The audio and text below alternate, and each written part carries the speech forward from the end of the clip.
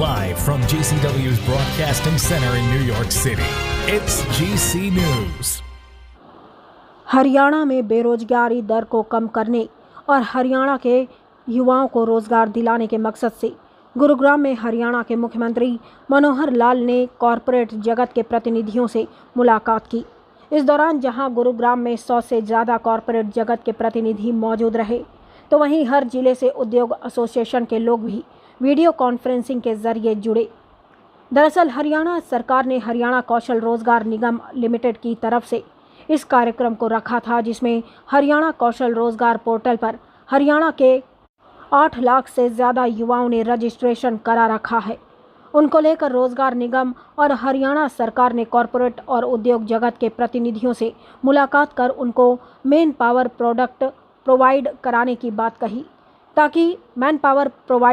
बात कही ताकि हरियाणा के युवाओं को रोजगार मिल सके और उद्योग और कॉरपोरेट ऑफिस को उनका स्टाफ मिल सके।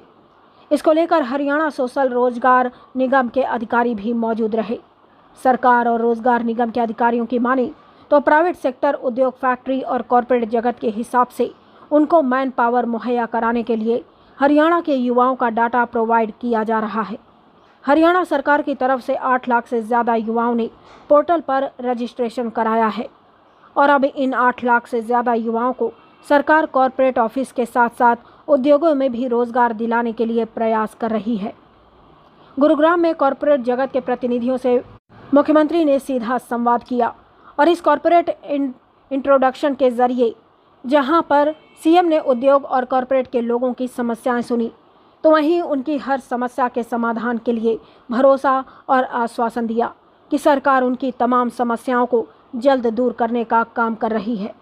इस बीच गुरुग्राम के कॉरपोरेट जगत और उद्योग जगत के लोगों ने भी सरकार की योजना को सराहा और कहा कि जहां एक तरफ रोजगार निगम के जरिए उनको कैंडिडेट्स मिल जाएंगे, तो वहीं हरियाणा के युवाओं को भी आसानी से रोजगार मिल पाएगा।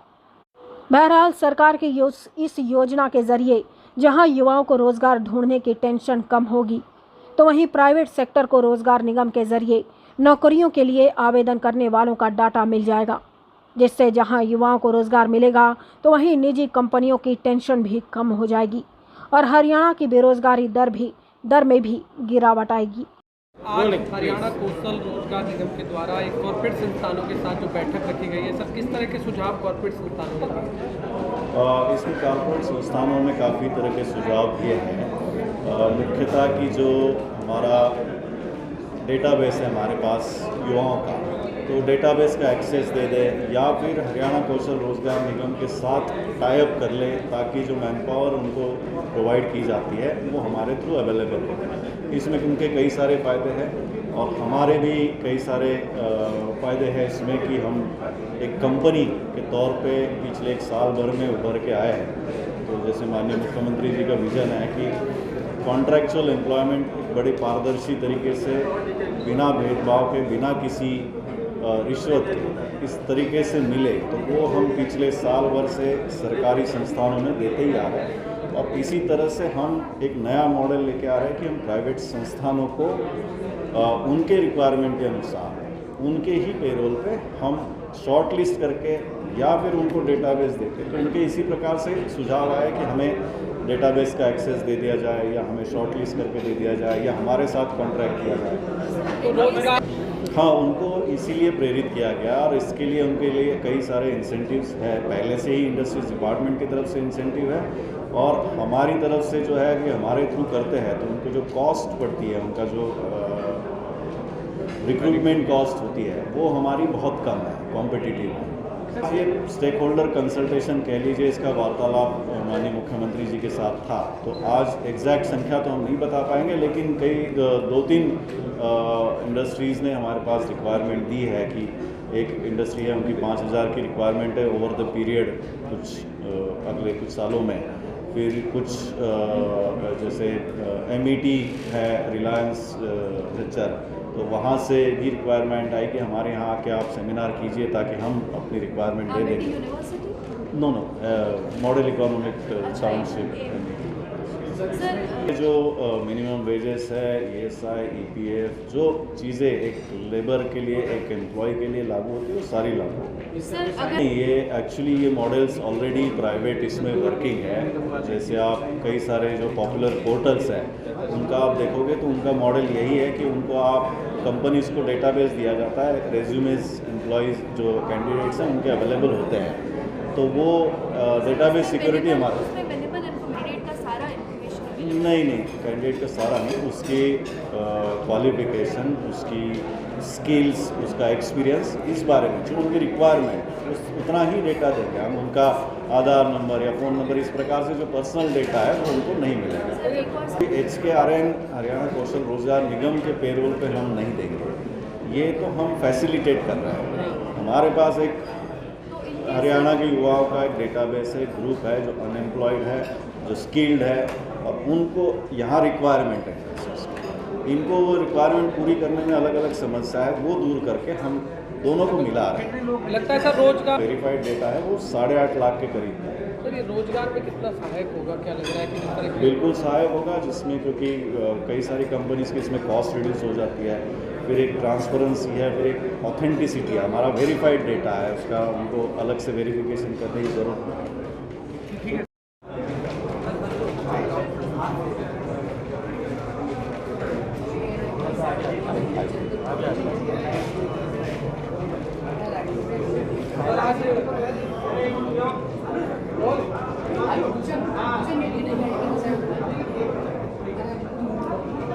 सर आज कौशल रोजगार निगम बैठक की गई है सर, के साथ क्या कुछ रहा? मित्रों, देश के प्रधानमंत्री जी ने जैसे स्किल इंडिया का एक बहुत बड़ा विज़न देश के युवकों के सामने रखा था, और स्किलिंग के माध्यम से उनको अपना रोज़गार करने में सुविधा होगी, और जहाँ जहाँ उद्योग जगत को युवाओं को रोज़गार की यानी एक डिमांड जो होती है उसको भी पूरा करने में सक्षम होंगे। हमारे यहाँ हमने Shri Vishwakarma skill development university Palwal में बनाई, और साथ ही हरियाणा स्किल डेवलपमेंट मिशन भी काम करता रहा है। स्किलिंग के बाद उनको रोज़गार मिले, इसके लिए हमने एक नया अथॉरिटी बनाई है, हरियाणा स्किल डेवलपमेंट अथॉरिटी, और हमारे चीफ सेक्रेटरी साहब उसके चेयरमैन हैं। और ये जो हरियाणा कौशल रोजगार निगम, इसके माध्यम से अभी तक सरकारी जितने भी आउटसोर्सिंग की जगह पर मैन पावर की ज़रूरत होती थी वो सप्लाई करना हमने शुरू किया है। जो पहले से आउटसोर्सिंग जो ठेकेदारों के माध्यम से, कंट्रैक्टर्स के माध्यम से जो वर्कर्स जो एजेंसी जैसी होती थी उनके माध्यम से लिए हुए थे, उनको भी उसमें पोर्ट किया है। 1 लाख से ऊपर लोगों को उसमें एक प्रकार से रजिस्टर किया हुआ है, यानी उनको एम्प्लॉयमेंट की एक रोल पर वो लोग हैं। लेकिन इस काम को सरकार के या PSUs के अलावा प्राइवेट जो इंडस्ट्री, उद्योग जहाँ भी आवश्यकता होगी उसके लिए भी खोला जाए, उसका आज एक बड़ा सेमिनार उद्योगपतियों को बुला करके किया गया है। उनके सामने पूरा विषय रखा है और बहुत से उनके सुझाव भी आए हैं। तो उसमें अब हमारी तैयारी है कि हरियाणा में जो हमारे पास बेरोज़गार युवा हैं, उसमें पोस्ट ग्रेजुएट भी हैं, ग्रेजुएट हैं, उसके अंदर टेक्निकल, नॉन टेक्निकल, हर प्रकार के उसके अंदर युवा बेरोज़गार उन्होंने अपना आप को रजिस्टर किया हुआ है। अभी तक इसमें एम्प्लॉयमेंट एक्सचेंज में भी जो रजिस्ट्रेशन होता था वो सब मिला करके एक ही जगह के प्लेटफॉर्म पर ले आए हैं। 8 लाख के लगभग ऐसा युवा है हरियाणा में जिनको रोज़गार की तलाश है। और मैं समझता हूँ कि प्राइवेट उद्योग जिस प्रकार से बहुत एक सार्थक चर्चा रही और उन्होंने अपना एक पॉजिटिव, एक सकारात्मक एक दृष्टिकोण अपनाया है कि इसका लाभ उनको होगा, वो सब इससे के माध्यम से लेना शुरू करते हैं। तो लाखों युवकों को जो प्राइवेट रोज़गार मिलता है, कुछ जो बातें हैं उनको बता दी गई हैं। केवल 1% का कमीशन उनको देना होगा, बल्कि प्राइवेट जो उनको मैन सप्लाई पावर सप्लाई करते हैं उसका खर्चा उनका ज़्यादा बैठता है।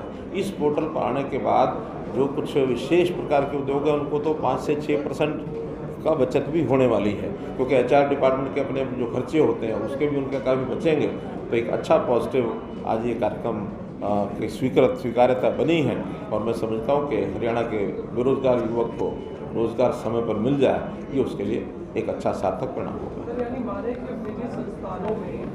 हम नौकरी प्रोवाइड नहीं करते हैं।